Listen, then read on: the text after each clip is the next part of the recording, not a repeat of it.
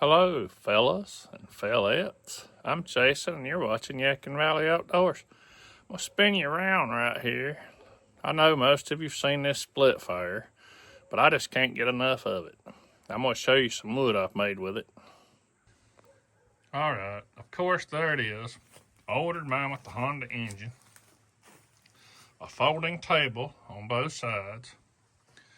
I did order the limiter, and I think I've said that in some other videos, but I took the limiter off. I cut 90% of my wood 16 inches, but the limiter was kind of limited my ability to think it worked right. I can't even talk right. The limiter limited my ability to make the wood go under that. It was too close. But I ordered it with it. It was just a few bucks. Now, of course, it's got a tongue right there. It's towable on site. You would never tow this down the road. But I think I've also showed this before. Mine is still strapped. Well, one of the straps broke, but mine is literally still strapped right to the pallet it came on because I can fork it and move it around. Of course, it's under this shed right now. Let me get you a close-up.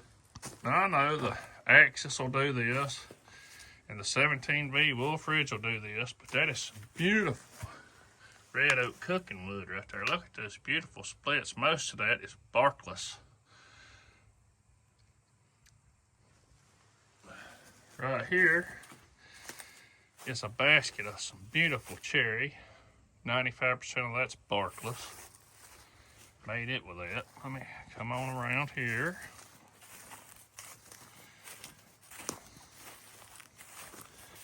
Now I did this. This is some older pecan. I did this before I had the split fire. I did that on the Wolf Ridge 28 compact commercial, which is sitting right there.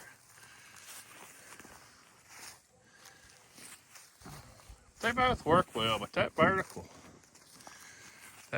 just, I love it. Of course, if you've watched many of my videos, you know I love it because I try to get everybody to buy one.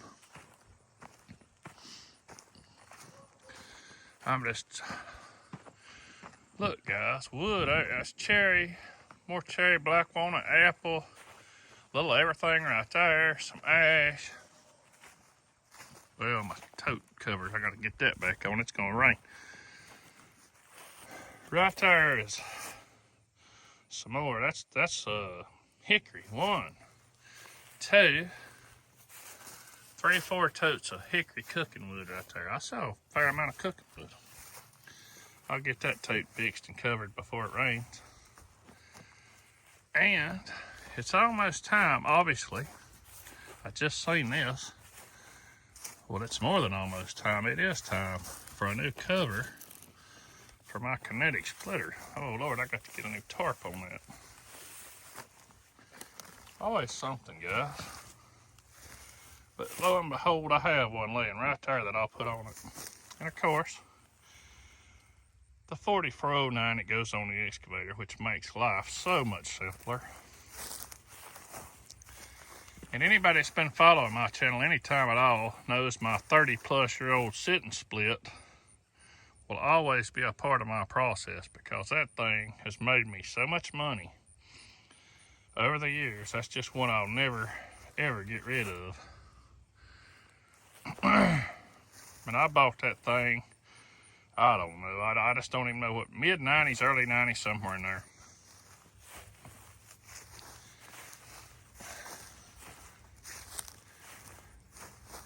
Right here is, all of this is white oak, which I have a lot more of, but I'm gonna turn this into cooking smoker wood, put it in totes. Right there's some ash for bundle wood. And I would say that's one of my favorite chainsaws right there.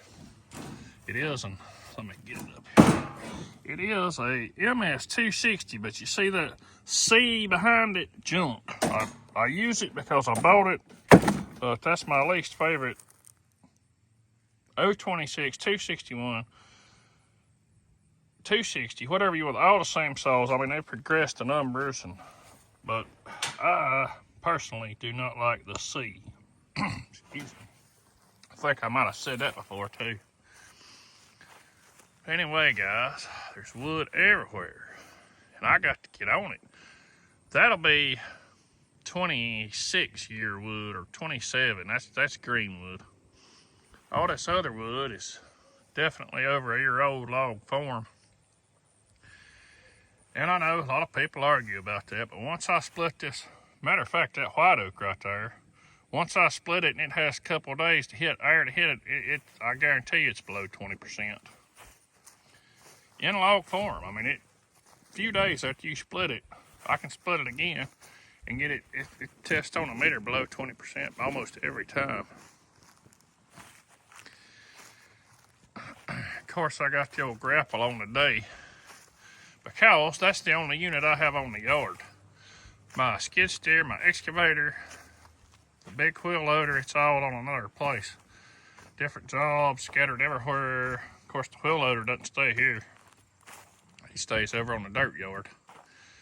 Anyway, guys, I just thought I'd make a little video. I hadn't been putting much content out lately. I've been so busy. There's just a spin around my old wood yard. Moving quite a bit of wood already too. That bunker, it's going to be diminishing fast. You can't even see that. I've took a lot out of that bunker on the other side. But anyway, guys, thank you for watching. I'll catch you on the next one.